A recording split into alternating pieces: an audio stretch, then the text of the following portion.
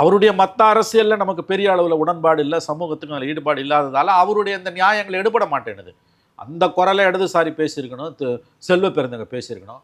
மாறா டெய்லி திமுக முட்டு கொடுக்குற வேலையை செஞ்சுன்னு இருக்காரு செல்வ பெருந்தகை. காங்கிரஸ் உட்கட்சி மோதல் அடிதடியில் இருக்குது. இதை பற்றி அவனா பேசுகிறானா? ஜனநாயகம் படத்துக்கு 10 எம்பிஸ் ஆதரவு கொடுப்பாங்க, காங்கிரஸ் டிஎன்சி அஃபிஷியல் பேஜில் அதை போடுவாங்க. வெக்கமாக இல்லை உங்களுக்கு? நான் கேட்குறேன்.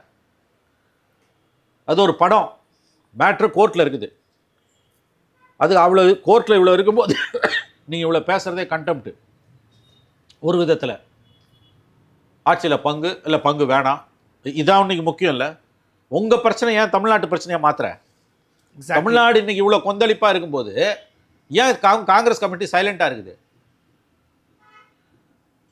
பாசிச பாஜகன்னு சொல்லிட்டு எல்லாத்துலேருந்தும் தப்பியே கவனத்தை திசை திருப்பிட்டு போயிடுவீங்களா? ஏன் திரும்ப அமைதியாக இருக்காரு?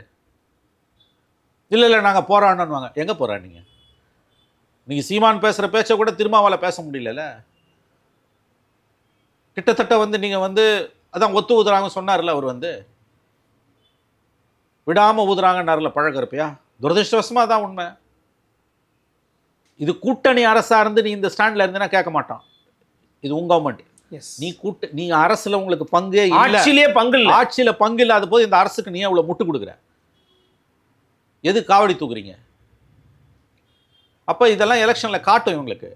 திமுகவை விட திமுகவை ஆதரிக்கக்கூடிய கூட்டணி கட்சிகளுடைய இந்த மௌனம், ஆன்டி இன்கம்பன்சி இருக்குல்ல, அது திமுகவை விட இந்த கூட்டணி கட்சிகள் மீது தான் மக்களுடைய வெறுப்பை பல மடங்கு அதிகரிக்க செய்திருக்கிறது. வரக்கூடிய தேர்தலில் திமுகவுக்கு மக்கள் பாடம் புகட்டுகிறார்களோ இல்லையோ, திமுகவுடைய இத்தனை தவறுகளுக்கும் தெரிஞ்சோ தெரியாமலோ துணை போய் கொண்டிருக்கக்கூடிய இந்த 2 இடதுசாரிகள் காங்கிரஸ் விசிகாவுக்கு மக்கள் தக்க பாடம் புகட்டுவார்கள். எழுதி வைத்துக் கொள்ளுங்கள். ஏன்னா நீங்க ஒரு முக்கியமான பாயிண்ட் தொட்டீங்க சார். ஆட்சியாளர்கள் டைவர்ஷன் டாக்டிக்ஸா அதை பயன்படுத்துறாங்க. 3 நாளா ஜனநாயகன், பராசக்தி 2 நாளா தொலைக்காட்சி வாதங்கள். எங்க போகுது இது? ஆக்சுவலி நான் இதை நான் கெடுவாய்ப்பா தான் சொல்றேன். துரதிருஷ்டவசமா இன்னைக்கு சில காட்சி ஊடகங்களையும் பராசக்தி தான் டிபேட். உருப்படுமா இந்த நாடு? இது யாரோட அஜெண்டாக்கு இந்த மீடியா இன்னைக்கு ஈல்டா இருக்கு? எந்த அளவுக்கு மீடியாவை திமுக கண்ட்ரோல் பண்ணுது?